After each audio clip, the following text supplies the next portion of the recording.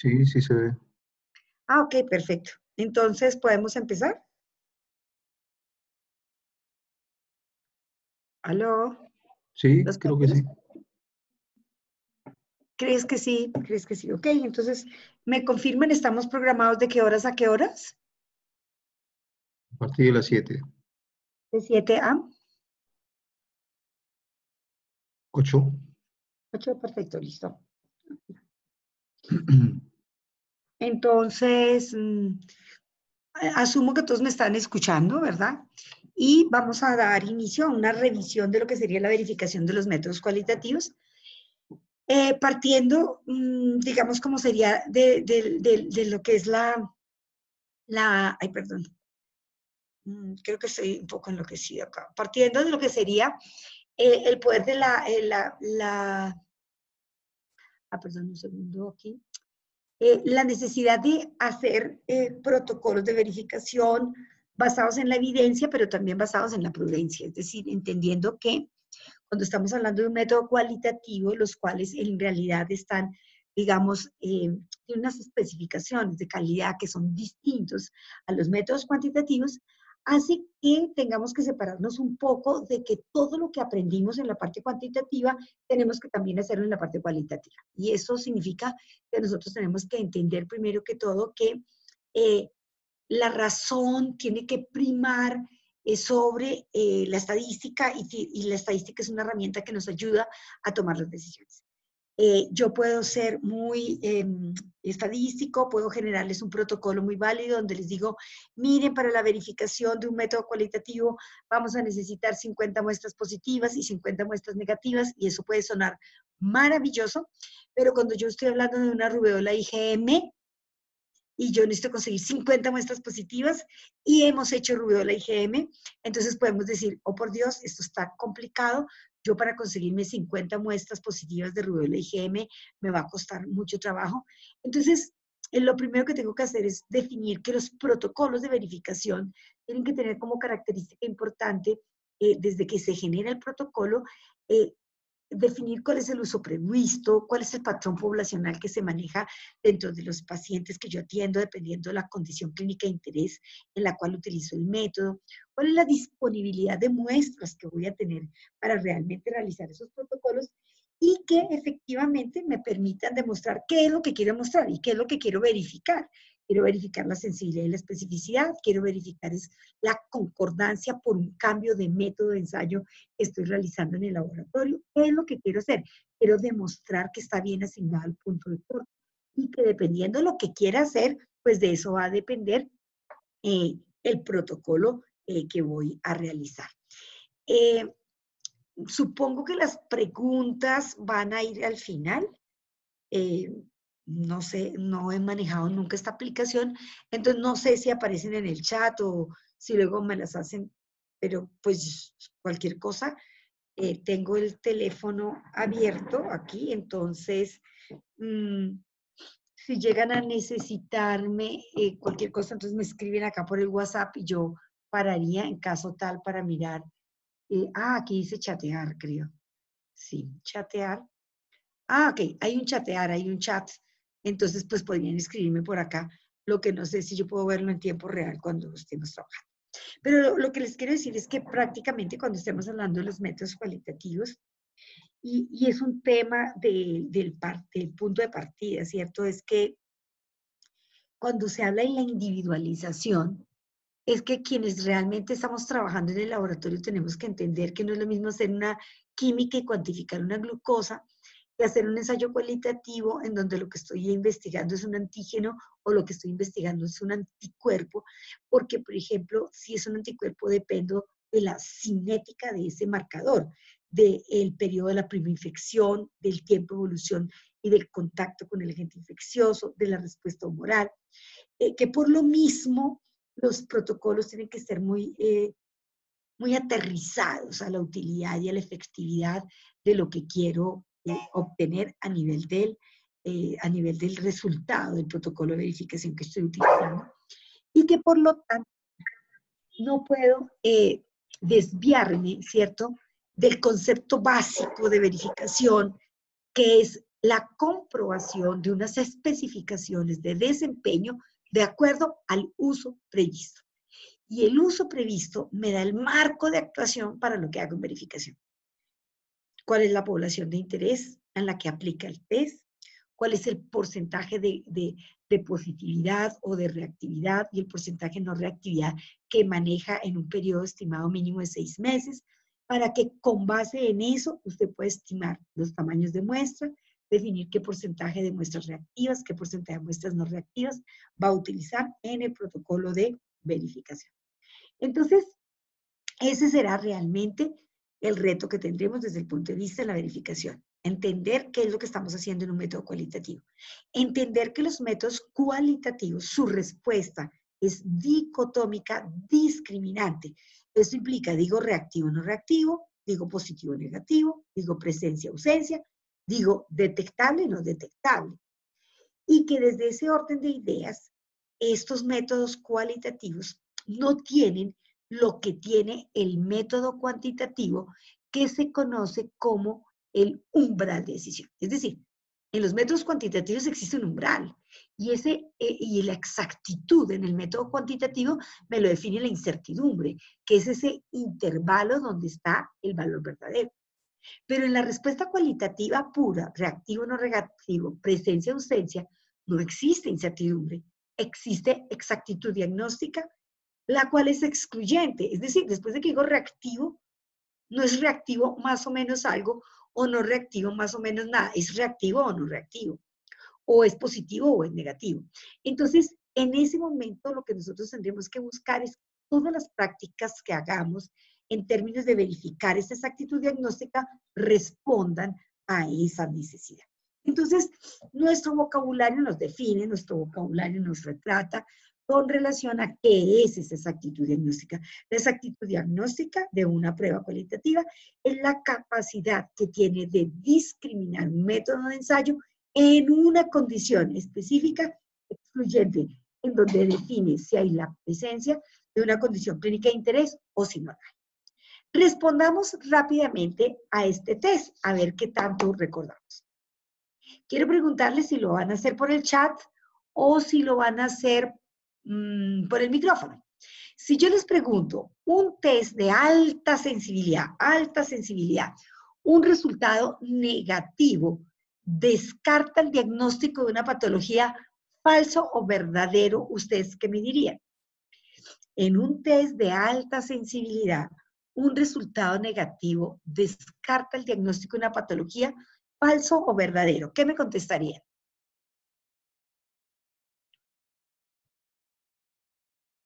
Me lo escriben por el chat, lo dicen verbalmente. ¿Qué me contestarían? 50-50, ¿quieren hacer la llamada a un amigo? ¿Qué quieren?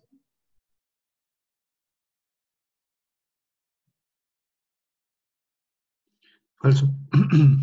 Falso. Falso, descarta, si es altamente sensible. Recuerden que es altamente sensible y dio negativo. Y Recuerden. tiene que ver también la especificidad. ¿Ah? También tendría que verse la especificidad. Claro, exactamente. Tú has dicho, fíjese que aquí hay un trade-off entre lo que es sensibilidad y especificidad. La especificidad, ¿cierto?, está para confirmarme la patología. ¿Sí? Cuando yo busco un test altamente específico, cuando yo paso un paciente un test altamente específico, lo hago para confirmarla. Cuando utilizo un test altamente sensible, busco para detectar. Por lo mismo, si el test es muy sensible, un resultado negativo efectivamente descarta el diagnóstico de esa patología. Es decir, que esa premisa en esencia es ¿qué? ¿Falsa o verdadera? Falsa. Volvamos a preguntar. Recuerden, si tengo un test muy sensible, muy sensible, que tiene alta capacidad de que la sensibilidad está asociada, cuando hablamos de los métodos cualitativos los métodos cualitativos tienen dos atributos. Así como en los cuantitativos hablamos de atributos de desempeño, en los métodos cualitativos los atributos se dividen en dos, atributos de validez y atributos de seguridad. Los atributos de validez están dados por la sensibilidad y por la especificidad. En la sensibilidad es la capacidad del test que tiene de detectar en una población de enfermos al verdadero positivo. Es decir, es la capacidad que tiene la población de enfermos a dar positivos. Cuando yo busco un test muy sensible y quiero probar la sensibilidad de un test para Chagas, por decir un ejemplo, busco una población que tenga Chagas y digo, al pasar este test, si es muy sensible y ustedes tienen Chagas, mi test, ¿cómo tiene que dar? ¿Positivo o negativo?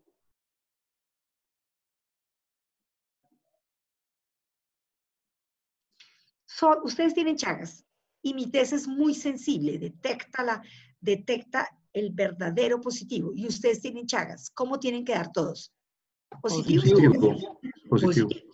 Positivos. Si alguno Positivo. de ustedes llega a dar negativo, ¿es un qué? Un falso Falso negativo, porque ustedes negativo. tienen Chagas. Claro. ¿Se dan cuenta? Entonces, la sensibilidad, cuando yo soy el fabricante y les digo que tengo una sensibilidad del 99%, fue que tomé 100 enfermos, probé mi prueba y el 99 la prueba dio positiva. Siendo enfermos con prueba positiva, el verdadero positivo. Un paciente me dio un falso negativo. O sea, mi sensibilidad es del 99%. Entonces, la sensibilidad está asociada a la capacidad que tiene el test de demostrar que sí tengo la patología. Sensibilidad, con ese sí tengo la patología. Cuando tengo problemas de sensibilidad, arrojo falsos negativos. En cambio, cuando soy un test altamente específico, la especificidad, para probar la especificidad, yo digo, como esto solo reacciona únicamente con Chagas o con HIV, voy a probar que ustedes que no tienen la enfermedad son verdaderos negativos, especificidad el verdadero negativo, van a dar, si están negativos, no tienen la enfermedad, ¿cómo tienen que dar? Negativos. Negativo. Van a dar un positivo, un solo paciente que me dé positivo, yo voy a decir, esta prueba tiene problemas de especificidad.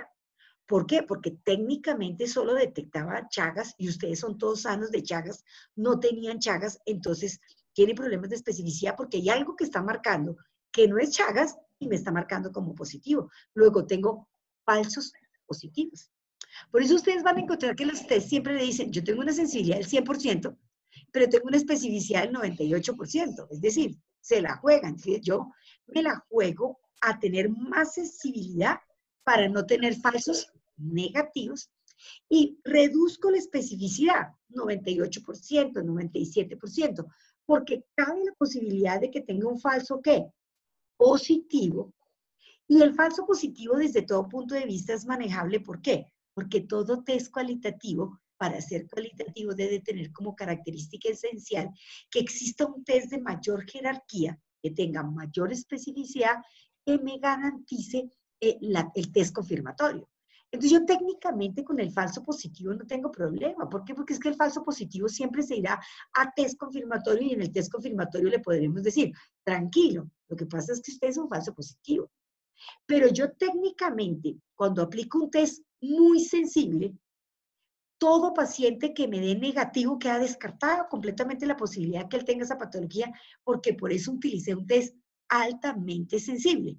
¿Sí lo entendimos? Entonces, si entendimos el trade-off, es decir, recuerden, la sensibilidad es el verdadero positivo, la especificidad es el verdadero negativo. Cuando yo soy manufactura y defino la sensibilidad y la especificidad, que son los dos atributos de validez de un método de ensayo cualitativo, la sensibilidad la pruebo en pacientes enfermos y la especificidad la pruebo en pacientes sanos. ¿Por qué? Porque si yo estoy sano, mi test es altamente específico y si solo reacciona con Chagas, yo tengo que dar negativo. Donde yo llegue a dar positivo, soy un falso positivo. Cuando utilizo un test muy sensible, trabajo en enfermos, digo, pues usted es enfermo, usted tiene que dar positivo porque mi test es muy sensible, está diseñado para detectar el verdadero positivo. Entonces, su merced tiene que dar positivo, porque es un verdadero positivo. como lo estoy probando en enfermos, donde alguno de estos enfermos me llegue a dar negativo, es un falso negativo. Entonces tengo problemas de sensibilidad. ¿Hasta ahí lo estamos entendiendo? A eso se conoce como la sensibilidad diagnóstica y la especificidad diagnóstica, que no hay que confundirlo con lo que es la sensibilidad analítica y la especificidad analítica, que son dos atributos que se trabajan específicamente en los métodos cuantitativos. Entonces, si entendimos ese trade-off, un test de alta sensibilidad, aplico un test de alta sensibilidad, el resultado me da negativo. ¿Qué es lo que pasa en los bancos de sangre? Recuerden, en un banco de sangre. En un banco de sangre se utilizan test altamente sensibles con un valor predictivo negativo alto. Entonces, en un test de alta sensibilidad, un resultado negativo, ¿me descarta el resultado de la patología? ¿Sí o no?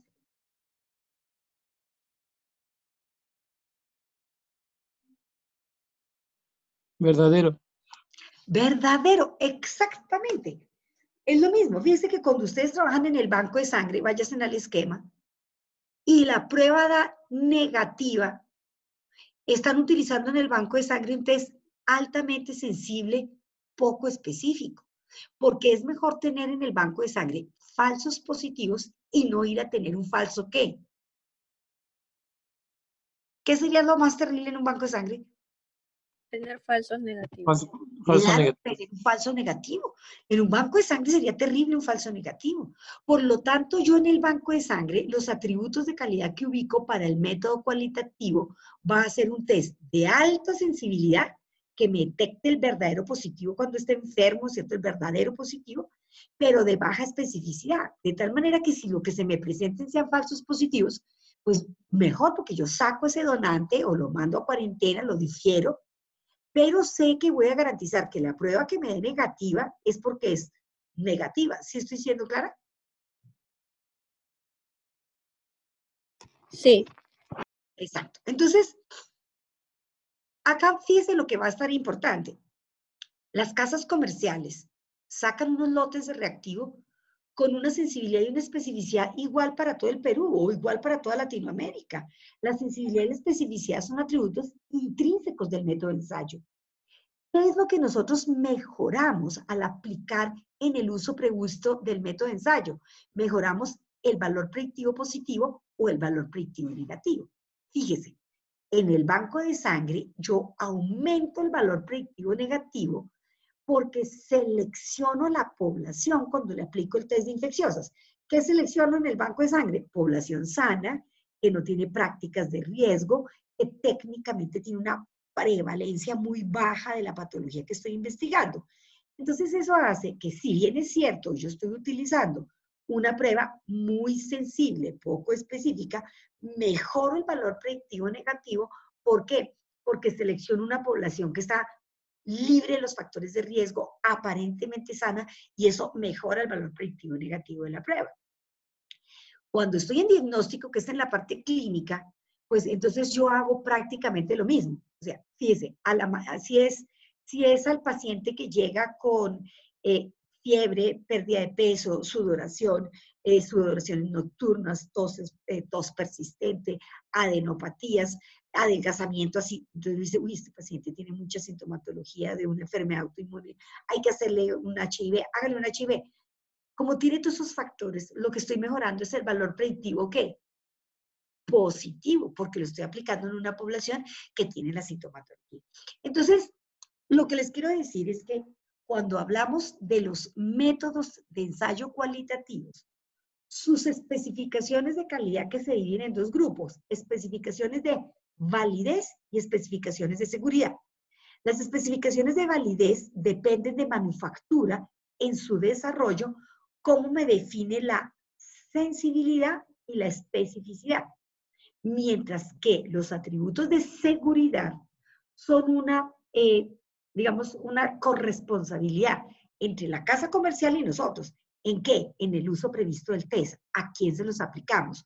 A una población sana, cuando estamos haciendo tamizaje, en donde al aplicársela en una población sana mejoramos el valor predictivo negativo, o la estamos aplicando en una población que tiene alta prevalencia de la patología, sintomatología, todo lo que hace que mejore el valor predictivo positivo de la prueba. Entonces, punto de partida, las pruebas cualitativas tienen dos atributos de validez: sensibilidad, verdaderos positivos; especificidad, verdaderos negativos; y dos atributos de seguridad, valor predictivo positivo y valor predictivo negativo, los cuales se ven directamente afectados por la prevalencia y el uso previsto, es decir, a la población a la que le aplicamos el test del ensayo. ¿Listo? Ok. Siguiente pregunta dice, ¿qué es la zona C5-C95 en un ensayo cualitativo, en un ensayo infeccioso? ¿Quién sabe?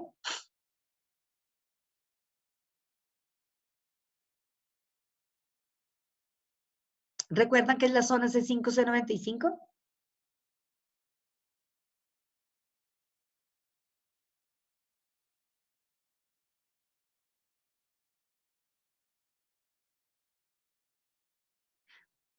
¿Aún me siguen escuchando?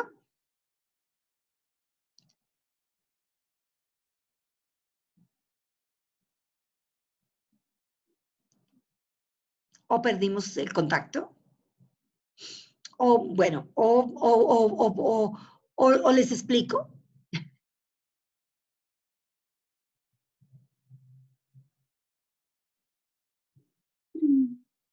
Hola, doctora.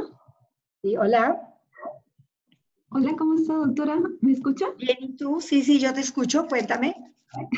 ¿Qué tal, doctora? Soy Dayana Julca. Hola, mi doctora Dayana, ¿cómo me le ha ido? ¿Qué tal? Muy bien, doctora, muy bien. Justo estamos Ah, aquí con el licenciado Antonio escuchando. Doctora, ¿cómo está? Acabamos de conectarnos. Buenas ok. noches.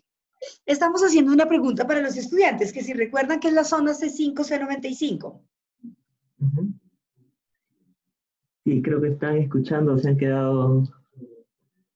Ah, lo están pensando. Bueno, Están mientras lo pensando. piensan, La zona de les cuento. incertidumbre, lo que Sí, la conocemos zona, como exacto. zona de gris. Recuerdan que nuestros antepasados en el Paleozoico hablaban de la zona gris de un ensayo, hablaban de una zona indeterminada, hablaban de una zona inconcluyente. No sé en Perú cómo lo llamaban. Zona gris, Zona gris, sí, exacto, se llamaba zona gris, zona inconcluyente, zona indeterminada, algunos le decían borderline, lo que sea.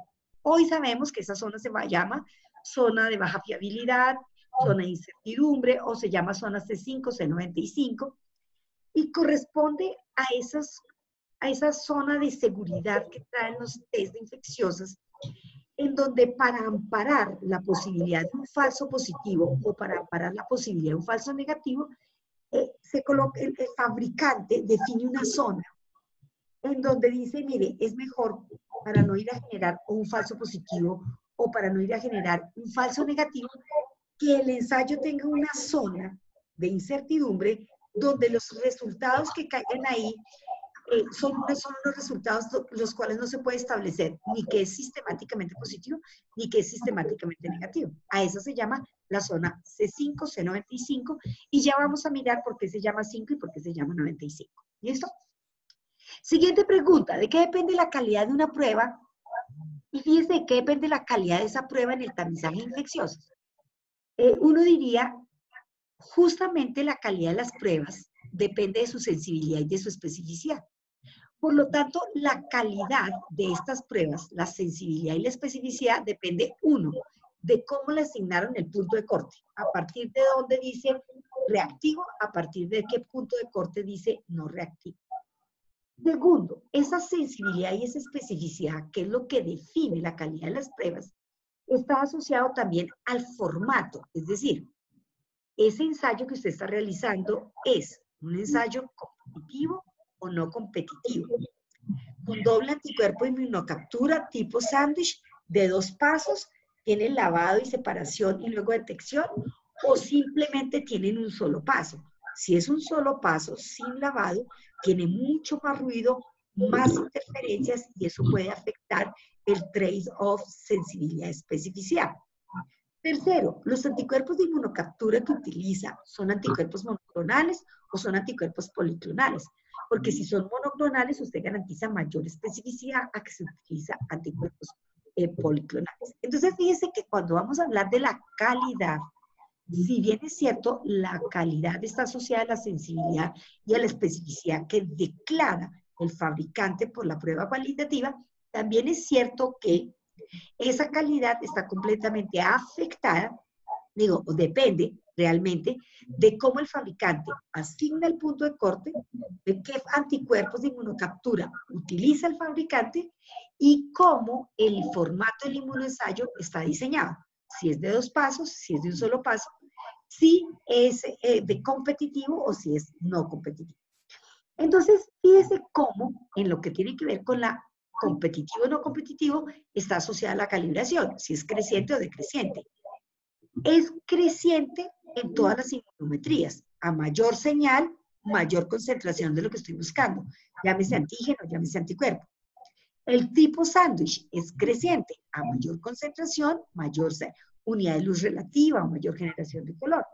Mientras que los ensayos competitivos son decrecientes, es decir, como lo marcado por los fluorocromos o por el quimioluminiscente, por el luminol, compite con lo que estoy investigando, aquí es todo lo contrario. Entre más señal haya, menos antígeno o menos anticuerpo del paciente, si es lo que estoy investigando. Entonces, son como los puntos básicos que tenemos que tener en cuenta para entender los ensayos cualitativos. Ese debe ser el punto de partida nuestro para entender los ensayos cualitativos. Entonces, siempre que hablemos de los ensayos cualitativos, recordemos que si estoy investigando antígenos o anticuerpos, son respuestas de tipo inmune, que dependen de los mecanismos inmunopatogénicos de los pacientes, que dependen de la cinética de los marcadores y del tiempo de primoinfección, infección aguda, tiempos de respuesta, infección pasada, memoria humoral. Dependen de los momentos de aparición de cada marcador. Que siempre que queramos evitar falsos negativos, el requisito de calidad será buscar una prueba absolutamente sensible y que para buscar una prueba muy sensible se requiere buscar anticuerpos de baja avidez. ¿Por qué? Porque los anticuerpos de baja avidez son muy susceptibles de detectar primoinfecciones, que a la larga eso a nosotros nos interesa de sobremanera. Que cuando nosotros tenemos en cuenta la prevalencia y el uso previsto del test, estamos trabajando para garantizar el valor predictivo, bien sea el valor predictivo positivo o bien sea el valor predictivo negativo de la prueba que estamos trabajando. Lo que les decía, que cuando hablamos de pruebas cualitativas, estamos hablando específicamente de que el atributo que se requiere es exactitud diagnóstica, es decir, que sean capaces de categorizar reactivo o no reactivo, positivo o negativo, presencia o ausencia. Muy distinto a las pruebas cuantitativas que tienen umbrales de decisión que permiten, digamos, no cambian la decisión de un paciente. O sea, yo le puedo decir, un paciente tiene una hemoglobina de 13,5, 13,6, 13,8 y le estoy diciendo lo mismo. Le puedo decir, tiene un colesterol de 180, 190, 200 y le estoy diciendo lo mismo. En exactitud diagnóstica no es lo mismo decir reactivo que decir no reactivo. Lo que les comentaba, depende la calidad de las pruebas, de la selección del cutoff, de la base antigénica empleada para la captura de los anticuerpos y del formato del inmunoensayo que estemos realizando. Y que acá tendremos que tener, en el tema infecciosas, muy importante cómo se hace esa interpretación. Y fíjense cómo yo puedo tener en un mismo prueba cualitativa, de acuerdo al estado del arte, observen acá cómo tengo un punto de corte único, mayor o igual a 1 reactivo, menor a 1 no reactivo. Pero puedo tener muestras acá donde yo puedo decir menor a 0,9 no reactivo, entre 0,9 y 1 deben ser consideradas borderline, y aquí estamos hablando de esa zona de incertidumbre, zona C5, C95, y aquí donde me dice, mire, pero muestras con un cutoff de index mayor o igual a 1 deben ser consideradas sistemáticamente reactivas. Entonces, que cuando vayamos a hacer la verificación de nuestros métodos cualitativos, lo primero que tenemos que tener completamente claro es entender si tienen definido un cutoff único o si lo que tienen definido es una zona C5, C95, donde están amparando tanto el falso positivo como el falso negativo. ¿Qué es lo que hace que una prueba pueda tener un cutoff único o una zona de incertidumbre? Cuando un método de ensayo logra generar una señal completamente distinta entre tener la condición de interés, entre tener la patología y no tenerla, cuando es completamente distinta, la señal que genera el inmunoensayo frente a presencia-ausencia puede tener un cutoff único. En la medida en que la señal de medición que genera el método de ensayo entre estar enfermo y sano se traslapan, se intercalan, se hace necesario tener una zona de incertidumbre para amparar la posibilidad de falsos positivos y de falsos negativos. Entre más fluctúa un método cerca de los puntos de corte, más ancha tendrá que ser esa zona de incertidumbre. Cuando el método gana precisión cerca de los puntos de corte, esa zona de incertidumbre puede irse reduciendo. ¿Por qué? Porque ha ganado mucha precisión, entonces la fluctuación cerca de los puntos de corte es muy pequeña y él puede reducir esa zona de incertidumbre porque ha ganado mucha precisión cerca de los puntos de corte. Eso es como una de las características que nosotros tendremos que garantizar. Siempre que vayan a sacar entonces sus protocolos de verificación, tener en cuenta esas características, digamos, los conceptos que tenemos que entender. Sensibilidad diagnóstica es la capacidad de una prueba de realizar un diagnóstico positivo, correcto en los pacientes con la condición clínica de interés, en donde la posibilidad del falso negativo se reduce, porque sacrifico, al tener mucha sensibilidad, sacrifico ¿qué? Especificidad. Y la especificidad, la capacidad de realizar, la capacidad de una prueba de realizar un diagnóstico negativo correcto en pacientes sin la condición clínica de interés. Al sacrificar especificidad, puedo presentar falsos ¿qué? Positivos. Pero el falso positivo no es ningún problema para nosotros, porque para eso existen test confirmatorios. ¿Qué tiene el test confirmatorio? Mayor que especificidad. Entonces, digamos que entre estas especificaciones de desempeño, para nosotros desde el punto de vista en lo cualitativo, tendremos que hacer unos protocolos de verificación. Estos temas, por ejemplo, que les estoy presentando acá, digamos, ya son criterios en la selección de qué es lo que usted quiere. Un método muy sensible, eso va a depender el uso previsto, dependiendo si es una enfermedad muy grave. O si requiere un método mucho más específico. ¿Cuándo? Cuando el resultado de esa patología esté asociado a una enfermedad que sea grave, no tratable, o donde un falso positivo pueda generar muchos traumas. O métodos de ensayo en donde sea tan importante o tan grave el falso positivo como el falso negativo, que es el caso del VIH. Pero palabras más, palabras menos, digamos que el vocabulario mínimo que tendremos que manejar para poder hacer verificación en los ensayos cualitativos será entender sensibilidad, qué tan bueno es el test detectando enfermos, especificidad nos dice qué tan bueno es el test en excluir a los sanos, el valor predictivo positivo es qué tan probable es que esté enfermo teniendo el resultado positivo. El valor predictivo negativo es la probabilidad que tiene ese test, la predicción de tener el test negativo en ausencia de la enfermedad. Y estos, digamos, lo que son los likelihood o los test de verosimilitud que ya están asociados al teorema de Bayes, pues ya, digamos, son pruebas más sofisticadas cuando uno está manejando los test cualitativos. Pero básicamente, digamos que en el paquete que tenemos que nosotros manejar de vocabulario, tendríamos que tener muy claro el concepto de sensibilidad, especificidad, verdadero positivo, verdadero negativo. Fíjese, si un test es muy sensible, un resultado negativo descarta la enfermedad. Si un test es muy específico, un resultado positivo confirma la enfermedad. Los valores predictivos se ven afectados por la prevalencia del test. ¿Listo? Bueno. Ya estos son los temas de la prevalencia que ya se los expliqué.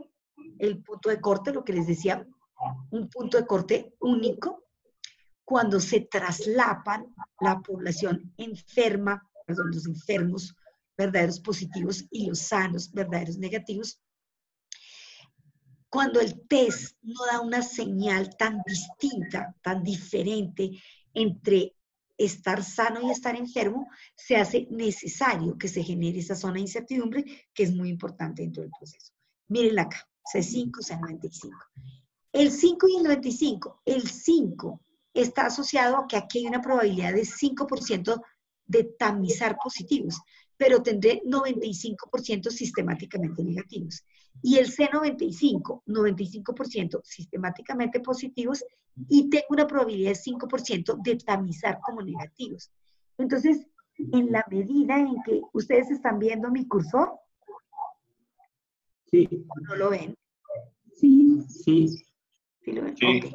Entonces, fíjense, esta es la zona de incertidumbre. Ok.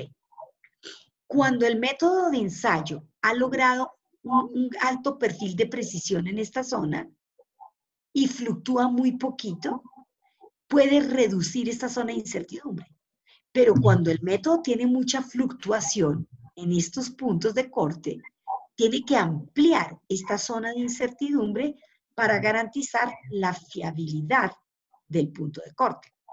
Por lo tanto, fíjese que uno diría, oiga, luego para mí es muy importante demostrar que esta zona de incertidumbre, que generalmente es del 11%, está entre el 10, 11%, esté bien conservada cuando hago un método de ensayo cualitativo. Es decir, yo tengo que garantizar que si estoy negativo, si tú me procesas 100 veces de negativo, y no que salte de negativo a positivo. O que si estoy positivo, sistemáticamente a positivo, y no que salte de positivo a negativo, porque esto sería gravísimo. Que lo peor que me pueda pasar sea saltar de positivo ¿a dónde? A la zona de incertidumbre, que caiga aquí, pero nunca que me devuelva aquí. Cuando el fabricante no tiene la certeza de que usted va a saltar aquí, ¿qué hace? Amplía esta zona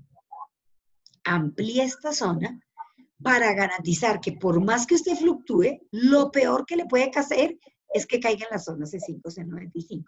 Por eso la guía C5, C95, la guía P12, lo primero que nos dice es que la amplitud de la zona de incertidumbre define la calidad de los métodos cualitativos. Entonces, miremos específicamente lo que entonces la guía P12 en su contexto lo que nos habla es de esa exactitud diagnóstica, de la necesidad que yo tengo de revisar y de garantizar el amarre de los métodos, de que la verificación de los métodos cualitativos arranca sabiendo qué es lo que voy a hacer. Entonces, ya partiendo de ese contexto, yo tengo que decir, ¿qué es lo que quiero hacer? ¿Quiero probar la sensibilidad y la especificidad? ¿O lo que estoy haciendo es una comparación contra otro método de igual jerarquía? Es decir, yo tengo que decir si lo que yo voy a mirar es sensibilidad, especificidad, o si lo que yo voy a ver es concordancia entre métodos que tienen igual jerarquía.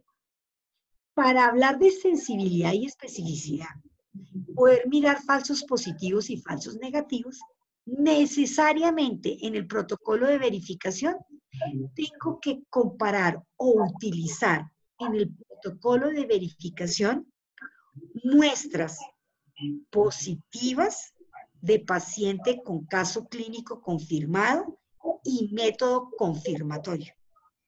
Y la guía propone 50 muestras positivas y 50 muestras negativas con método confirmatorio y caso clínico probado.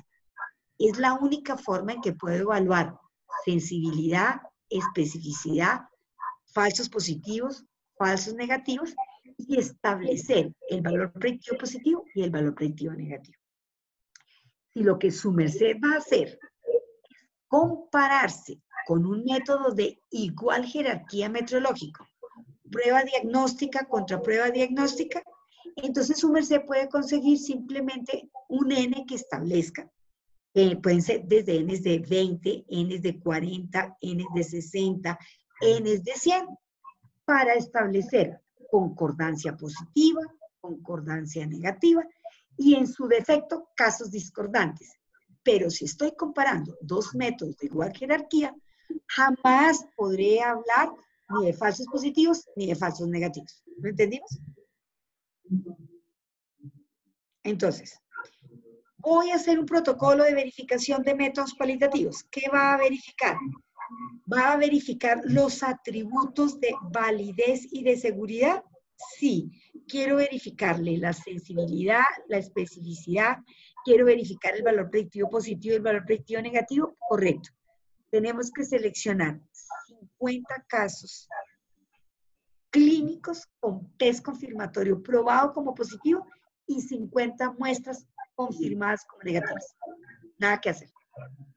No, yo no voy a hacer eso. Yo lo que voy a comprobar o a comparar es la técnica, ejemplo, de Abbott contra la técnica de Roche, o la técnica de Siemens con la técnica de ortoclínica. Ah, esos son métodos de igual jerarquía. Vamos a hablar de concordancia observada positiva, concordancia observada negativa y de casos discordantes. No podemos hablar de nada más. Ok, entonces, partiendo de esos, digamos, esas definiciones, pues ya nos queda claro que un atributo de calidad de los métodos cualitativos es el intervalo C5-C95, que es donde se definen los puntos de corte hacia donde la muestra es sistemáticamente negativa, el punto C5, y donde la muestra es sistemáticamente positiva, el cutoff C95. Cuando las pruebas traen un punto de corte único, un único cutoff, ese punto puede tener un punto de inflexión. Entonces digo, una de dos. O el fabricante tiene una precisión muy alta, que ya sobre ese cutoff no fluctúa al cambio negativo o fluctúa al cambio positivo. Ha alcanzado un alto nivel de precisión. Y las las señales entre presencia y ausencia de la enfermedad son completamente distintas. Por lo tanto, puede colocar un punto de corte. El punto de corte, el cutoff, donde hay una probabilidad exactamente igual de producir resultados positivos como resultados negativos, se conoce como el C50. Pero este C50, para que no exista, se ampara con el C5 y con el C95. ¿Listo? Esto ya lo vimos, que son las distintas definiciones. Vamos a mirar los protocolos. Entonces, miremos el protocolo. Método cualitativo. Ya dijimos la comparabilidad de métodos. La comparabilidad de métodos, solo hay dos caminos posibles. O selecciono muestras confirmadas, caso clínico confirmado, método confirmatorio positivo, y muestra caso clínico negativo, método confirmatorio negativo, para evaluar sensibilidad, especificidad, valor predictivo positivo, valor predictivo negativo. No, eso no es lo que no voy a hacer. Lo que voy a hacer es una comparación frente a un método de igual jerarquía. Ah, listo, doctor. Entonces usted puede trabajar con Ns de 20, 40, 60, 80, 100. Sin necesidad de conocerle el valor muestras de pacientes. Establecer concordancia de positivos, concordancia de negativos, discordancias, casos discordantes, y establecer el índice kappa. Pero hay una prueba que todos tenemos que hacer. Mi verificación es inestable y se llama la verificación del punto de corte o el límite de detección. Entonces, ¿cómo se hacen estos protocolos de acuerdo a la guía del CLSI? Muy fácil. Absolutamente fácil. Solamente hay dos protocolos para verificar. A ver, en el colectivo, yo puedo tener la verificación de la zona C5-C95, 1. O cualitativa, como por ejemplo las pruebas de embarazo, ¿recuerdan? Las pruebas de cassettes, o las pruebas de triage en la determinación de uso. Digo, mire, si aparecen dos rayas, negativo o positivo, y si no aparece sino una raya, esto es negativo, pero yo detecto 15 mil unidades de su unidad beta. Ah, ok, eso es un método cualitativo, pero con una límite de detección declarado. Ok, entonces, para este tipo de pruebas hay un protocolo y para este tipo de pruebas hay otro protocolo. ¿Cómo es el protocolo de la EP12 de verificación para los métodos de ensayo que tienen declarado C5-C95, tipo infecciosos, tipo HIV? Donde le dice, mira, yo tengo una zona de incertidumbre, menor de 0,9, no reactivo, y mayor de 1 reactivo. O sea que tiene una zona de incertidumbre declarada. Ese es un tipo de método. Pero yo también puedo tener otro tipo de método, las tipo triage, drogas de abuso, la tipo prueba de embarazo. Positivo, azul, negativo, nada. Sí, pero ¿usted cuánto detecta? Yo detecto 15.000 unidades. Soy cualitativa, pero tengo un límite de detección. Ok. Entonces, ¿cómo se hace en el protocolo? Es sencillo. Vamos a empezar con el protocolo de diluciones en serie. Para el de zona C5, C95. Entonces, él declara el punto de corte en 1. Dice, mi zona de incertidumbre es de 0,9 a 1. Entonces, lo que yo debo conseguir es una muestra superior al punto de corte C95. Superior, no muy alto. Si el punto de corte es 1, debo conseguir una muestra de concentración superior a ese punto de corte, por encima del 20, 25%. Una muestra de 1,5, una muestra con un índice de 2. Y sobre esa muestra tengo que hacer mínimo, ¿cuántas diluciones? 10 diluciones. Hasta llevarlo a completamente negativo. Se hacen las 10 diluciones. ¿Y cómo se hace ese protocolo de diluciones? Es muy sencillo. Este protocolo se hacen 10 diluciones. En la primera dilución es la muestra completamente reactiva. 1 mililitro de esa muestra, esa es la primera, y 0 de diluente. La siguiente dilución, 0,901. La tercera dilución, 0,802. La cuarta dilución, 0,703.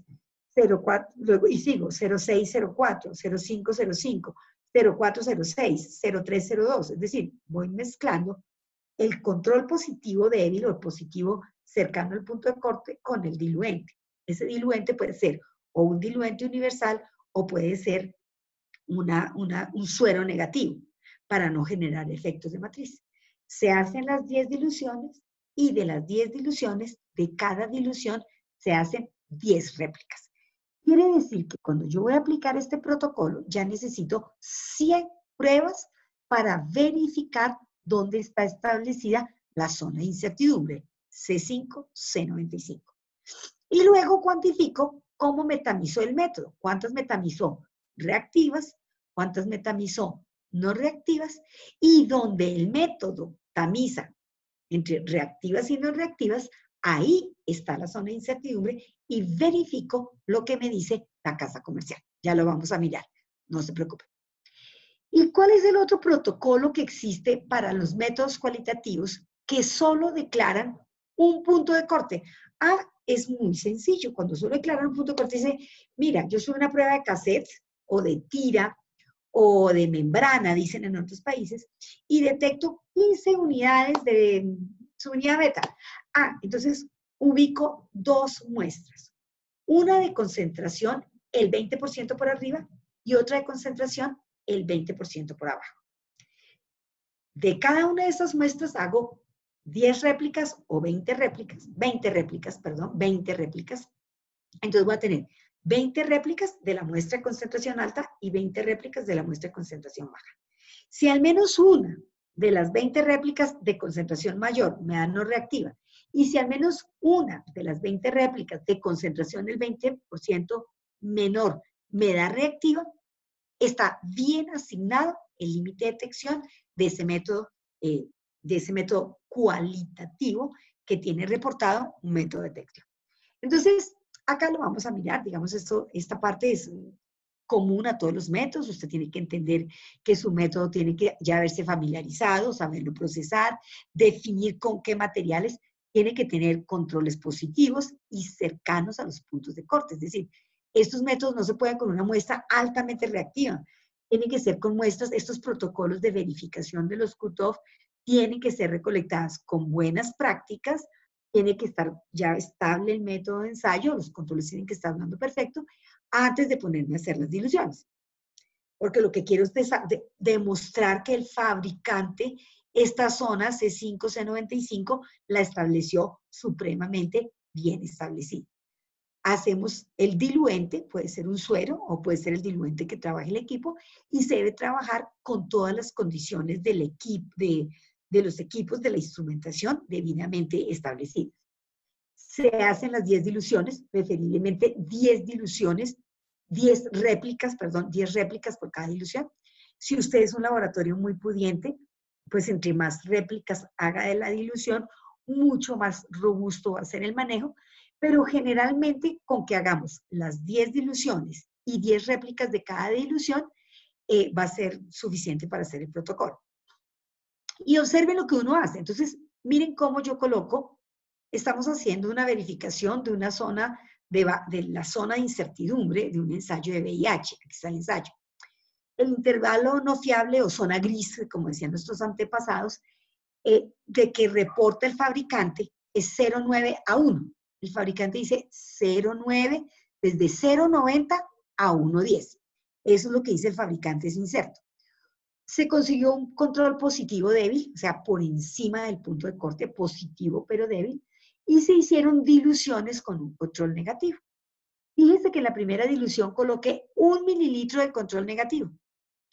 En la última dilución, lo único que coloqué fue 1 mililitro del control positivo débil.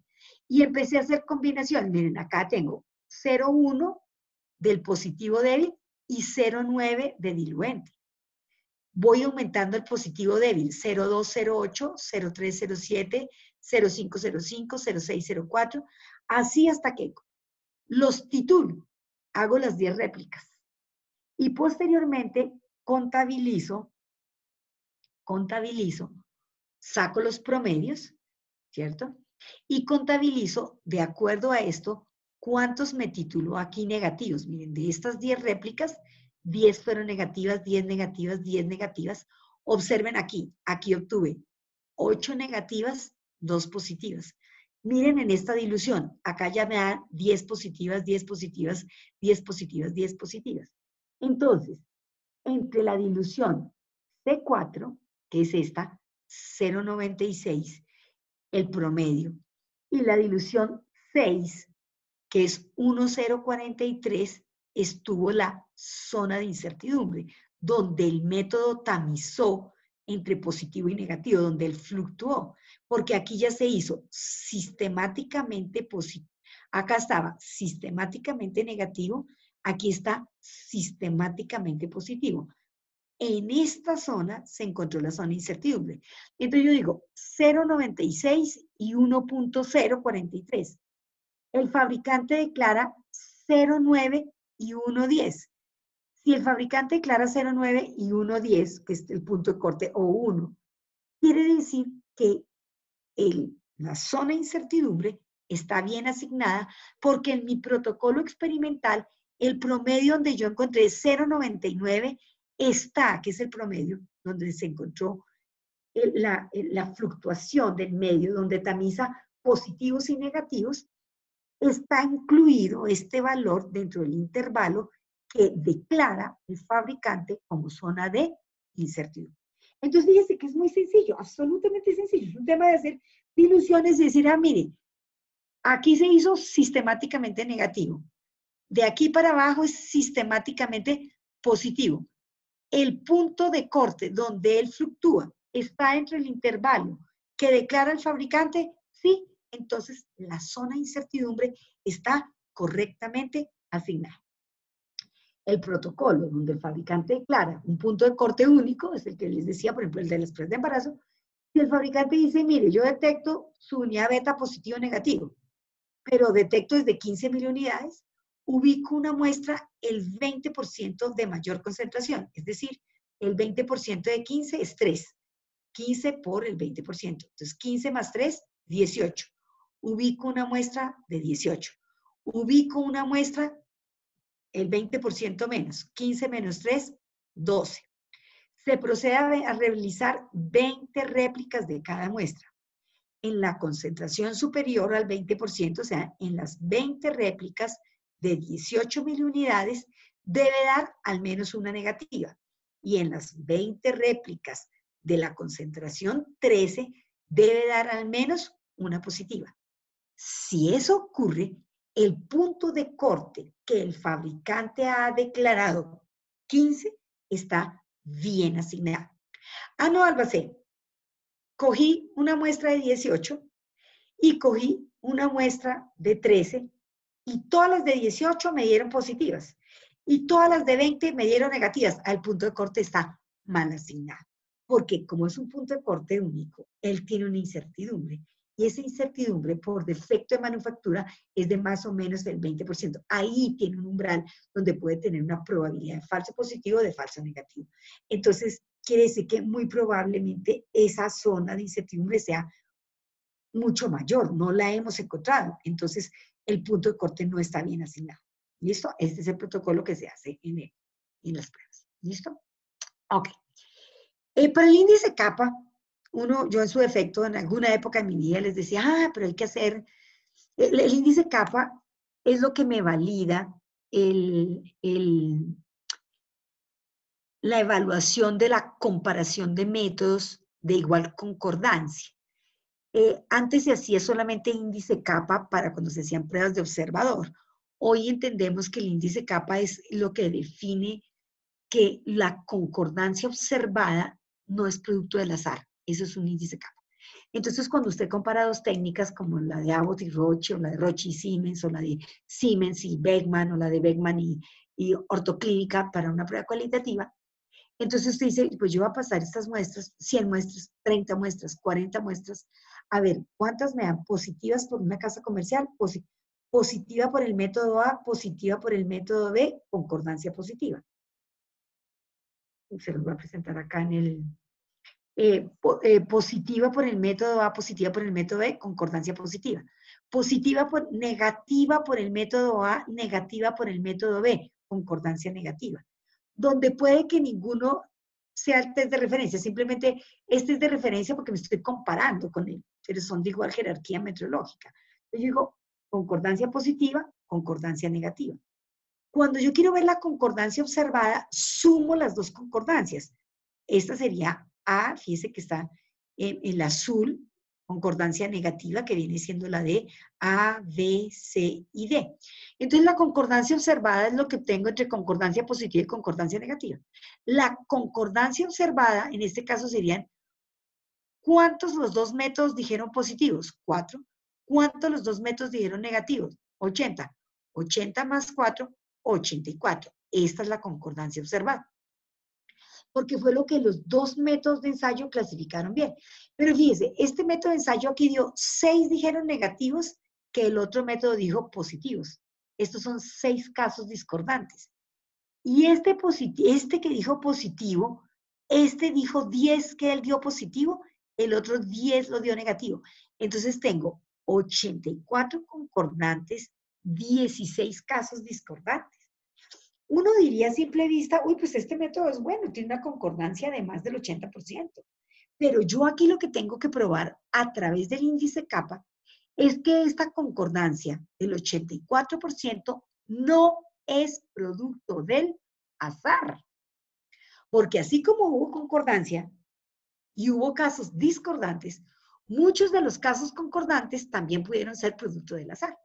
Ahí es donde el índice kappa juega un papel muy importante. Entonces, fíjense que el índice kappa es muy importante desde el punto de vista de decir, oiga, como usted está evaluando, son dos métodos en donde los dos son de igual jerarquía, ¿esta concordancia que obtuvo del 84% es buena o es mala?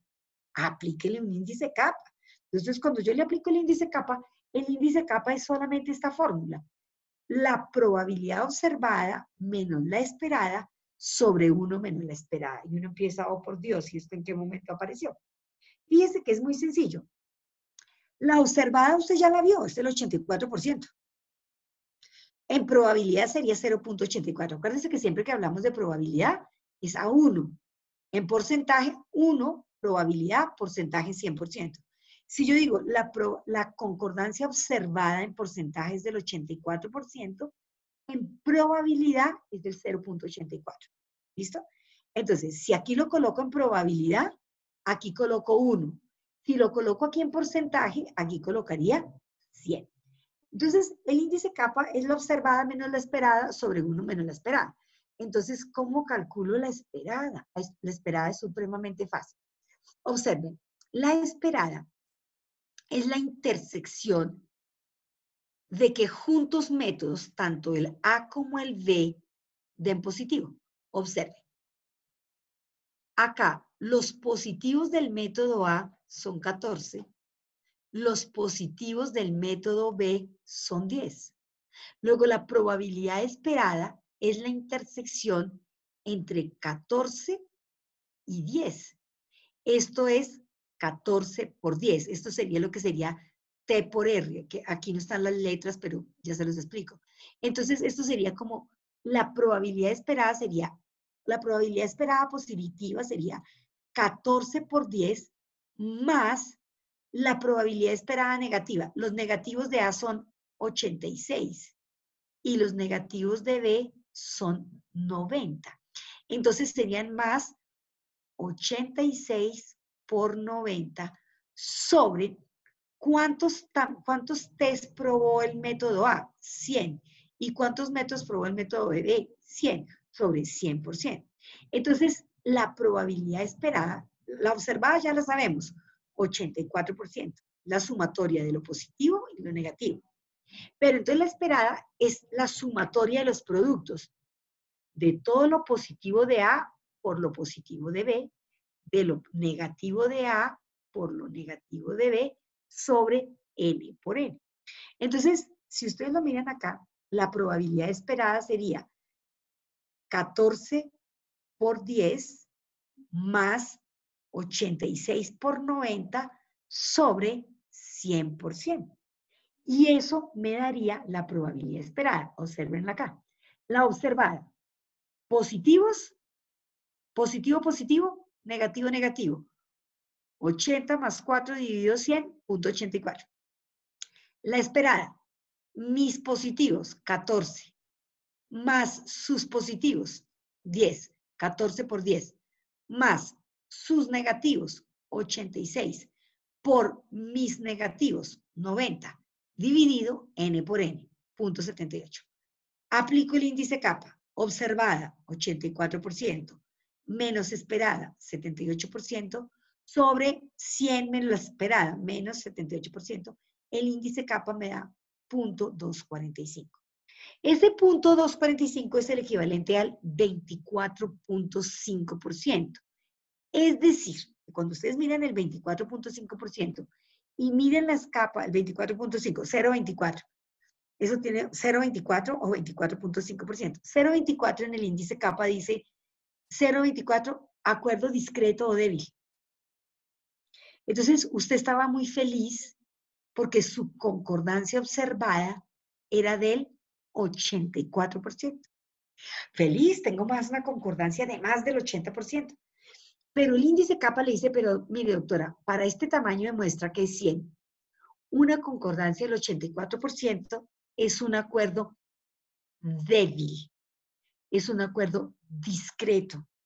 Eso significa que realmente, que realmente el acuerdo observado está compuesto por un 24.5% realmente de concordancia de exactitud diagnóstica y el resto, el 75%, que es lo que le falta para el 100, es producto del azar. Es decir, este 84% tan maravilloso que su merced ve, el 24% es producto de la exactitud diagnóstica y el 75% es producto del azar. Entonces, el acuerdo entre esos métodos no es tan fuerte, es un acuerdo débil. ¿Sí se dan cuenta la importancia del índice kappa? Esto es para que ustedes simplemente sepan cómo se hace el índice kappa. Hoy por hoy ya no hacemos nada de esto. Hoy ya usted simplemente entra al internet, baja la calculadora kappa y lo único que tiene que hacer es esta tabla. Le coloca cuántos le dieron positivos por el método A y positivos por el método B. Acuerdos positivos, concordancia positiva. ¿Cuántos le dieron negativos por el método A y cuántos le dieron negativos por el método B? Concordancia negativa. ¿Cuántos le dieron positivos por B, negativos por A? ¿Cuántos le dieron negativos por B, positivos por A? Y tan pronto le hace así, le da clic y él le calcula el índice kappa y le saca la cuarta. Lo que yo tengo que entender es qué significa el kappa. El kappa significa el acuerdo producto del azar. Entonces me dice, mire, su kappa fue 24.5, bajito. Esta es su exactitud, el 24% es exactitud. El resto es producto del azar. Entonces, si usted estaba nubilado por el 84%, Uy, qué concordancia observada. No, porque las inconcordancias fueron altas, fueron del 16%. Quiere decir que pudo haber mucho azar en ese proceso de evaluación. ¿Hasta ahí lo entendimos? Entonces, esa es la comparación de métodos tradicionales que hacemos cuando hacemos comparación con dos métodos que son iguales. ¿Qué es lo ideal? Que el índice kappa sea mayor, o sea, del 0,60. Ya con un índice kappa superior al 0,6, el acuerdo sustancial es bueno. Usted puede pasar de la quimioluminiscencia a la electroquimioluminiscencia, o de la electroquimioluminiscencia a compararla con la quimiosecuencial. Los métodos tienen un acuerdo sustancial, cualquier método que seleccione para seguir con sus pacientes, o puede adoptar o seleccionar la nueva metodología, porque los pacientes que venía titulando con el método anterior no se van a ver tan afectados con el nuevo método. ¿Hasta ahí lo entendimos? Entonces, esa es la importancia del índice. Pero, doctora Alba, para finalizar, es que yo no hice comparación de dos métodos de igual jerarquía. Lo que hice fue conseguir muestras de enfermos con test confirmatorio y muestras de sanos con test confirmatorio negativo. Bueno, su merced va a evaluar la sensibilidad y la especificidad, porque parte de muestras con caso clínico y test confirmatorio. Ahora sí podemos hablar de sensibilidad y especificidad. Entonces, fíjese, yo lo que tengo que colocar es, cuando voy a probar, ¿a quién voy a probar? A mi test de ensayo con las muestras de los enfermos y con las muestras de los sanos. Si está enfermo y mi prueba le da positiva, verdadero positivo. Si está sano y la prueba le da negativa, verdadero negativo. Pero si está sano y la prueba mía le da positiva, falso positivo. Si está enfermo y mi prueba le da negativa, falso negativo. Pero recuerden, aquí están todos mis enfermos. Miren mis enfermos. Mis enfermos son el verdadero positivo y el falso negativo. Porque este falso negativo es un ¿qué? Un enfermo. Aquí están todos mis sanos. Falsos positivos, porque un falso positivo es un sano, y un verdadero negativo, porque ese es un sano. Luego, mis sanos son los verdaderos negativos más los falsos positivos. ¿Y qué era la sensibilidad? El verdadero positivo de los enfermos. ¿Y qué era la especificidad? El verdadero negativo de los sanos. Por eso ustedes observan que la sensibilidad en el numerador va a estar el verdadero positivo y en el denominador, ¿quién? Los enfermos. Pero recuerde que el enfermo es el verdadero positivo más el falso negativo. Y en los sanos, en la especificidad, el numerador va a ser el verdadero negativo de los sanos. ¿Y quiénes son los sanos? El verdadero negativo más el falso positivo. Y aquí es donde vamos a obtener la fracción de verdaderos positivos, mi sensibilidad, y la fracción de verdaderos negativos, mi especificidad. Entonces es así de sencillo.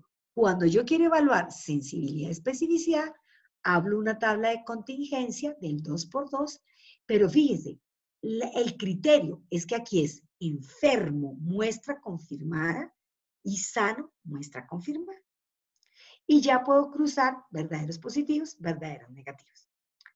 A diferencia, perdón, porque aquí no les coloqué, el valor predictivo positivo y el valor predictivo negativo. El valor predictivo positivo tiene el mismo numerador, el verdadero positivo, pero el denominador ya no son enfermos, sino los que tienen mi prueba positiva.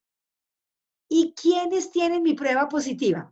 A ver, esta preguntita para ver si lo entendimos. ¿Quiénes tienen la prueba positiva de acuerdo a esta tabla? ¿Quiénes tienen la prueba positiva?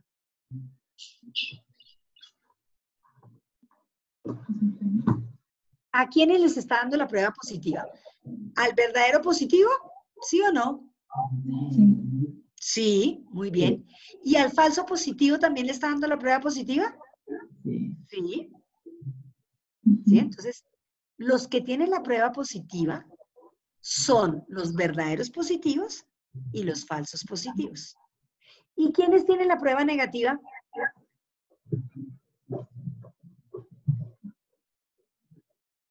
¿Quién se anima? ¿Quiénes tienen la prueba negativa?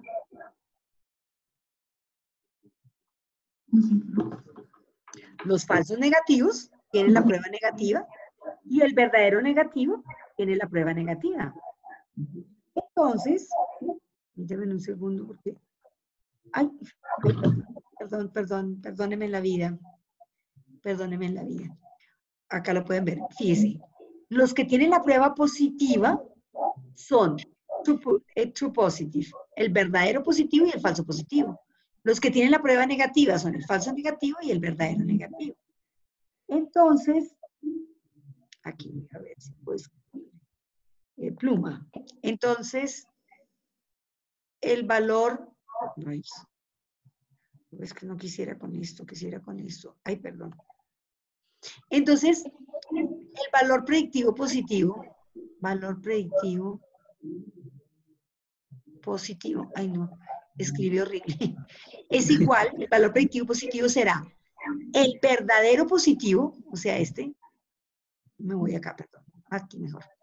El valor predictivo positivo será el verdadero positivo sobre el verdadero positivo y el falso positivo.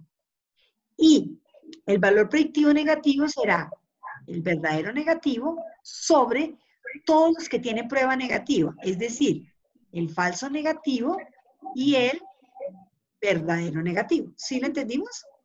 Ese es el valor predictivo negativo. Entonces, la sensibilidad y la especificidad. La sensibilidad tiene su parejita, el valor predictivo positivo. ¿Qué es el valor predictivo positivo? Tiene el mismo numerador, el verdadero positivo, pero el denominador son los que tienen prueba positiva. Y estos son los que tienen prueba positiva. El verdadero positivo y el falso positivo. Y el valor predictivo negativo son los verdaderos negativos sobre los que tienen prueba negativa. Es decir, el falso negativo y el verdadero negativo. Entonces, palabras más, palabras menos. Esos son los protocolos que hacemos en la actualidad para hacer la verificación de los métodos cualitativos. Alguien me dirá, Albacete, y hacemos repetibilidad, precisión intermedia. Si tienes controles con valor conocido, sí, se hace exactamente igual. ¿Qué va a ser muy importante? Que los coeficientes, o sea, que como tienen un índice, se hace protocolo lo mismo. Tienen un índice conocido o un valor asignado, se haga repetibilidad el mismo día con un N de 20, precisión intermedia en días distintos hasta alcanzar un N de 20, tanto para el índice negativo como para el índice positivo. Y los coeficientes de variación deben ser comparados contra las especificaciones de manufactura, básicamente. ¿Listo? Eso es todo lo que hacemos para la verificación de los métodos cualitativos. No sé si tengan... Ven que es muy sencillo, es como demorado, como que uno dice, ay, esas ilusiones, eso, pero tranquilos, es un tema. La presentación se las voy a enviar con la gente de ASPEC y pues estoy pendiente que me hagan las preguntas. Doctora, buenas noches. Le saluda Antonio Saldaña. Hola, Doc, ¿cómo estás? ¿Cómo te ha ido? Bien, bien, doctora. Un gusto escucharla. Doctora, algunas consultas que quería realizarle. Cuando uno va a verificar los atributos de validez que usted muy bien ha explicado, como la sensibilidad y especificidad, declarados por manufactura, los resultados por lo general se enfrentan a lo que declara manufactura. Sin embargo, también tenemos los intervalos de confianza. Sí. Explica un poquito cuál es la utilidad de los intervalos de confianza cuando se quiere hacer la interpretación de los resultados en sensibilidad. Porque fíjate que si hay algo valioso es el intervalo de confianza. Cuando un fabricante, yo te puedo decir que yo tengo una sensibilidad del 97%. Pero el 97% es cuando hago una determinación única. Mi intervalo de confianza es entre 92 y 99. Entonces, realmente, el intervalo de confianza quiere decir que es tan válida mi sensibilidad desde el 92 al 99. ¿Sí estoy siendo clara? Es decir, que yo te declaro mi mejor punto, el 97%. Pero realmente mi sensibilidad fluctúa entre el 92 y el 99. Quiere decir que tú puedes esperar, si yo tengo un intervalo de confianza entre el 92 y el 99, que es tan válido que este método, si es sensibilidad, me arroje un 8% de falsos negativos a que me arroje un 1. O sea, la probabilidad mía de falsos negativos fluctúa realmente entre el 1 y el 8%. Es como cuando tengo una especificidad del 100%. Tú tienes que decir sí, pero ¿con qué intervalo de confianza? ¿Por qué? Porque todo manufacturero, y es un tema, no es porque ellos lo hagan ni de malos ni de buenos, sino pues es un tema de comercio. Nadie va a colocar, voy a colocar lo peor de mí en el inserto. Voy a declarar en el inserto lo más malo mío para que sepan realmente cómo soy. No, nadie va a hacer eso. Pues ellos colocan su mejor desempeño. A mí como profesional de laboratorio que me corresponde, que cuando me declaren un punto único de sensibilidad y de especificidad, le solicite al proveedor, oye, tú me estás declarando sensibilidad 98, especificidad 99. Necesito conocer el intervalo de confianza de esos puntos que me declaras. ¿Por qué? Porque eso te está dando como el mínimo y el máximo que puedes esperar si es en la especificidad de falsos positivos y si es en la sensibilidad de falsos negativos. Te da el mínimo y el máximo de falsos positivos y de falsos negativos que puedes obtener. Para eso son útiles los intervalos de confianza. Gracias, doctora, muy claro. Otra consulta, doctora. En su experiencia realizando la verificación de métodos de pruebas cualitativas, muchas veces en la práctica es complicado poder conseguir sobre todo muestras reactivas o positivas de ciertos marcadores infecciosos, como por ejemplo toxoplasma o rubiola o chagas. Entonces, ¿cuál sería el número mínimo de pruebas positivas o reactivas que se podrían utilizar si quisiéramos hacer un protocolo de concordancia, por ejemplo, o de sensibilidad y especificidad? Porque en la práctica muchas veces no se consigue tantas muestras. Sí, exactamente, exactamente. No, no se consiguen. Yo te voy a decir, como estamos haciendo concordancia, lo que yo tengo que garantizar es que al hacerlo, yo haya desafiado el método con muestras positivas y con muestras negativas. Entonces, ahí hay unos temas. Yo puedo efectivamente hacer, trabajar, uno, considerando el patrón poblacional que tú manejas en tu población de laboratorio. Me explico. Con relación a cuál es la disponibilidad de muestras mensuales que tú estás trabajando. Tú dices, güey, a ver, yo no puedo pretender que si en el mes no hago sino 50, sino en el mes hago 50 toxoplasmas, entonces voy a conseguirme un N de 80. ¿Desde dónde? Si no consigues sino 50. ¿Sí estoy siendo clara? Entonces, los Ns para los casos de concordancia y casos concordantes y discordantes, pues lo ideal, desde luego, desde todo punto de vista, es que sean Ns de 100. ¿Por qué? Porque con eso los índices kappa tienen mayor fiabilidad.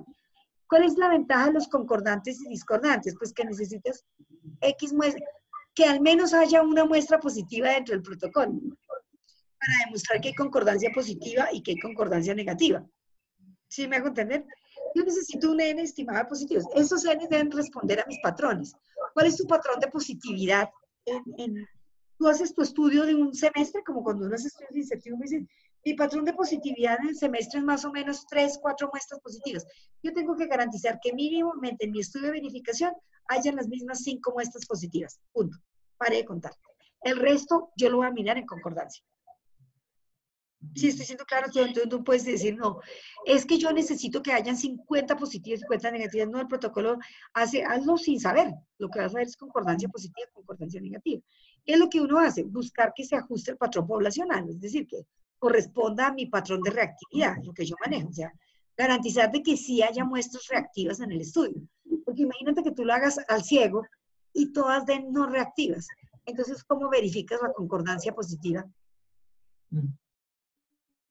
¿Ves? Entonces, no, pero tú no puedes decir, uy, lo ideal sería 50 y 50. Sí, eso sería lo ideal, pero eso no pasa. No, en la práctica no, es complicado.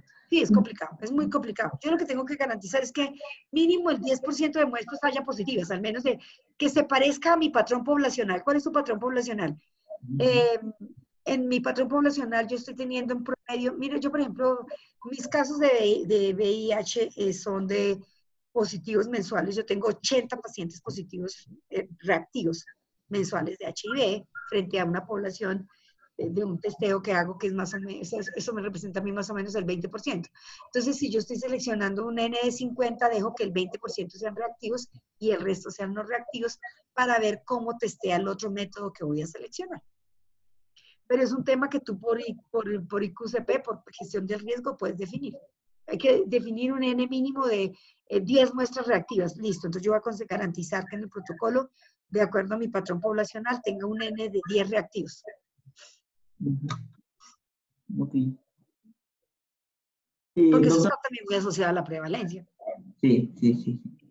Y una consulta, doctora, relacionada a eso, a la dificultad de encontrar muestras, o bueno, cuando uno ya hace los protocolos, por ejemplo, ¿en qué caso, doctora, usted recomienda que sí o sí se haga la verificación del punto de corte, ¿no? Porque muchas veces en la práctica es complicado por la cantidad de reactivos que se necesitan, por ejemplo, para el tema de... Sí. Yo te voy a decir, por ejemplo, nosotros en Colombia ya abortamos la verificación. Amor, se los cuento secretamente, pero definitivamente nadie más nos siguió autorizando la verificación de los puntos de corte, salvo que hayan quejas a repetición por, o sea, cuando se nos presente, ¿cuándo haría uno esa verificación? Cuando tenga evidencia objetiva de falsos negativos. Si hay una evidencia objetiva de falsos negativos, hay que hacer una verificación del punto de corte. Frente al falso positivo, no, porque es que los métodos vienen diseñados para tener falsos positivos. Ellos todos sacrificarán especificidad para garantizar que no tengo falsos positivos, todos, falsos negativos.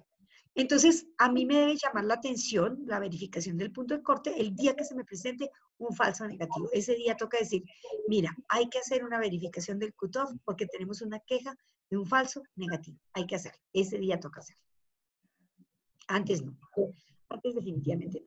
Ahora, si tú me lo preguntas, todas las pruebas de cassette, pruebas rápidas y las pruebas triage que se utilizan en drogas de abuso para detección de benzodiazepinas y todo lo que son drogas de abuso, técnicamente la guía del CLC y la EP12A2 dice que cada que cambiemos de lote tendría que hacerse verificación de esa detección, porque es que finalmente yo tendría que reportar ¿detecto o no detecto? ¿Es detectable o indetectable? ¿O está por debajo de mi límite de detección? Finalmente yo no puedo decir, eso no tiene benzodiazepinas. O yo no podría decir, mira, eso no tiene su unidad beta, porque la misma prueba dice, yo detecto desde 15 unidades. Puede que tenga menos. Si tiene menos semanas de gestación, usted tendría que hacer una unidad beta cuantitativa porque hay métodos más sensibles. Luego yo no tendría que reportar negativo, yo tendría que reportar por debajo de mi límite de detección. Yo no lo detecto, pero puede que tenga.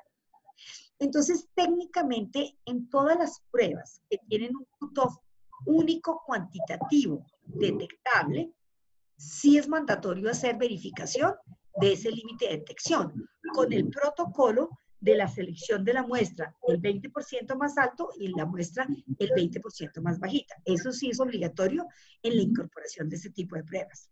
¿Listo? ¿Hacia dónde uno quisiera hacerlo? Sí, cada que me cambien de lote tendría que hacerlo. La respuesta es sí. Pero si yo te lo voy a decir en la vida real y en mi experiencia, en ningún país lo hace. Con cambio de lote, ¿no? Se hace en la selección y en la incorporación. Cuando hacemos incorporación de triage, por ejemplo, de pruebas para drogas de abuso, hacemos verificación del cutoff y lo hacemos con una muestra el 20% más alta, una muestra el 20% más bajita, para garantizar que el LOD que declara el fabricante en ese ensayo es un ensayo cualitativo con LOD declarado, es correcto. A esa sí se lo hacemos. El de la zona de incertidumbre, C5, C95, solo lo estamos haciendo en caso de evidencia objetiva de falso negativo. Okay. Interesante. Sí.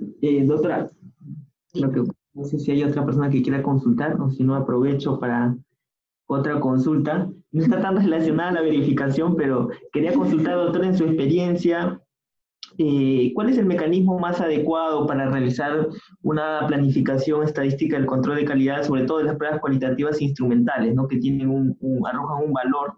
Menciona algo la guía C24A4, que se deben tratar como las muestras estas cualitativas e instrumentales como si fueran cuantitativas. ¿Tiene experiencia? Sí. ¿Se pueden aplicar todas las herramientas estadísticas que aplicamos al control de calidad interno en cuantitativas? Sí, señor, exactamente. ¿Por qué? Porque tú a las pruebas cualitativas de análisis instrumental le puedes establecer sigmametría, porque ya tenemos estado del arte para las pruebas cualitativas. Están en los ensayos de aptitud. Tú puedes estimar la incertidumbre cerca al punto de corte, o sea, ya le conoces exactitud desde el punto de vista instrumental a la lectura. Entonces, el IQCP no está, la planificación individualizada con enfoque riesgo, no está, digamos, ¿cómo se dice? No está definida únicamente para los ensayos cuantitativos, no en el ensayo, es más, en el ensayo cualitativo es muy valioso, ¿no? Porque en el ensayo cualitativo, fíjate que tú tienes, hay ensayo cualitativo, arrancas desde que están asociados. Los ensayos cualitativos están asociados a resultados de riesgo clínico significativo, no de riesgo clínico, no de riesgo crítico. Porque de riesgo crítico, una troponina, de riesgo crítico, un sodio, un dímero, un lactato. Eso pone en peligro la vida del paciente. A eso se llaman mensurandos de riesgo crítico, resultados de riesgo crítico. Pero las infecciosas y lo que nosotros hacemos en infectología, en cualitativo, están asociados la mayoría a resultados de riesgo significativo. Es significativo un VIH positivo, es significativo un marcador de hepatitis, es significativo un toxoplasma IgM positivo en una materna. Yo no puedo dejar eso pasar de agache. ¡Ay! Eso sí, no se va a morir de toxoplasmosis, ni va a perder ya el producto. Pero entre más rápido le inicien el tratamiento, mucho más efectivo va a ser el manejo para ese paciente. Entonces se llama riesgo significativo. Entonces, el enfoque de priorización por riesgo aplica a todos los ensayos cualitativos, donde tú, mira, sin hacer la sigmametría, es que mira, hay una falacia, hay unos espejismos, hay un despiste con la estadística, que el solo sentido común. Mira, si yo lo único que puedo estimar en un ensayo cualitativo a través de los controles es el coeficiente de variación, pues a las pruebas que tienen coeficientes de variación alto hay que hacerles una estrategia más marcada de aseguramiento que a las que tienen coeficiente de variación más pequeño. Es así de simple. Pues si tienen, oye, si yo estoy observando que este ensayo tiene un coeficiente de variación altísimo, pues a esta prueba toca hacerle más control que a esta prueba que tiene un coeficiente de variación más pequeño, porque el solo coeficiente me está diciendo yo soy más precisa. Mira, soy mucho más estable en el largo plazo. Manejo coeficientes de variación pequeños. No necesito llegar hasta hacer, oye, yo nunca voy a poder aplicar IQCP porque no conozco la sigmametría. No, tranquilo. Es que usted puede, pero con solo que priorice si es riesgo crítico, si es riesgo significativo, con que priorice con el coeficiente de variación, con que priorice si es un inmunoensayo de 2 pasos o de un solo paso, si es monoclonal o si es policlonal, si es competitivo o no competitivo, y con esas variables maneje el riesgo más volúmenes de montaje. Con esas 8 variables, usted perfectamente hace IQCP y define la frecuencia con que debe procesar el control positivo y el control negativo. ¿Cuál es la recomendación en infecciosa, si tú me lo preguntas, para de verdad aportarle a la seguridad del paciente? Mire, doctores, pasen sus controles al comienzo de la corrida y al final de la corrida. Pare de contar. Porque eso me da más tranquilidad que estar repitiendo el que me dio reactivo, el que me dio débilmente positivo. No. Arranco la corrida, mi control negativo, mi control positivo, mi positivo débil. Mando todos los pacientes y en el último paciente, al finalizar la corrida, vuelvo y proceso el control negativo, el control positivo y el positivo débil. Eso me da la garantía que no hubo arrastres, que no hubo contaminaciones y que el método de ensayo funcionó perfecto y que al menos hasta el último paciente que valide quedó perfecto. Y eso, pare de contar, eso es más costo efectivo, más costo útil y más costo aplicable que la sigmametría. Doctora, una última pregunta. Dime. Con respecto a los requisitos de calidad, principalmente entonces aplica estado del arte para las pruebas cualitativas, en este caso. Sí, señora, el estado del arte es muy importante, el estado del arte. Claro, porque es que fíjate que del estado del arte depende la zona de incertidumbre. Cuando el fabricante coloca una zona de incertidumbre muy grande, él mismo le está diciendo, yo no tengo tanta precisión cerca de estos puntos de corte, por lo tanto necesito colocar una zona muy ancha para garantizar que usted no pase de negativo a positivo o de positivo a negativo.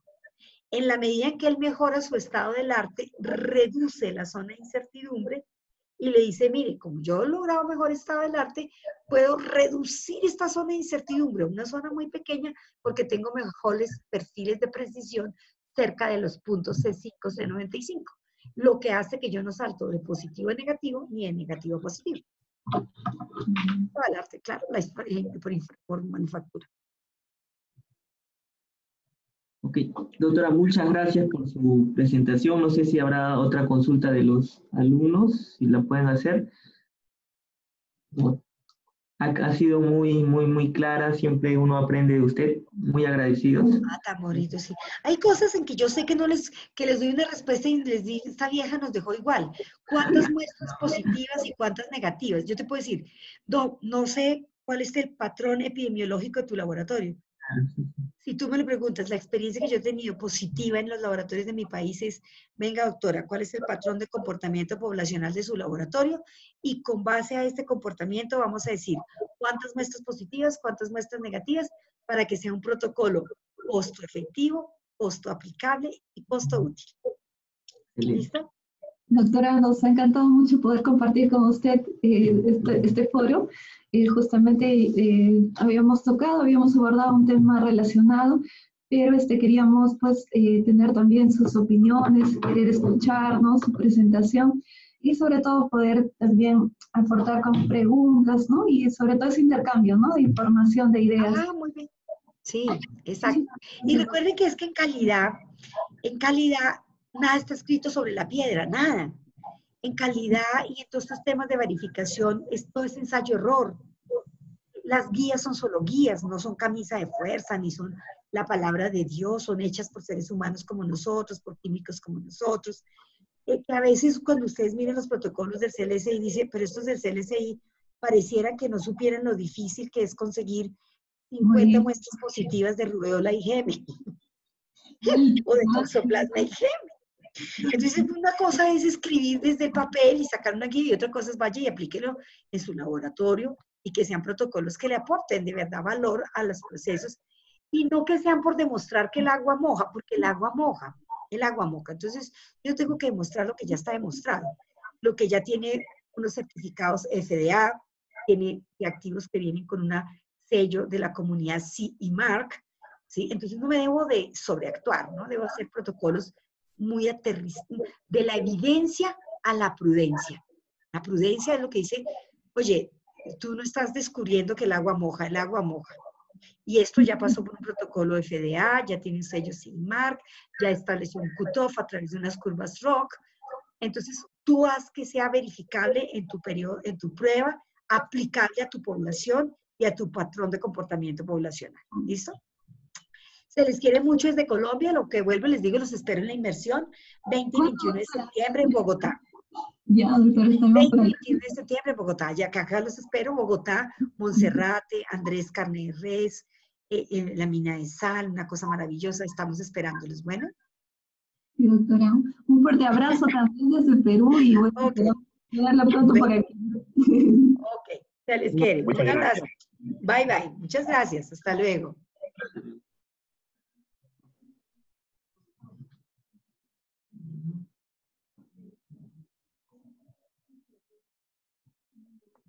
Okay.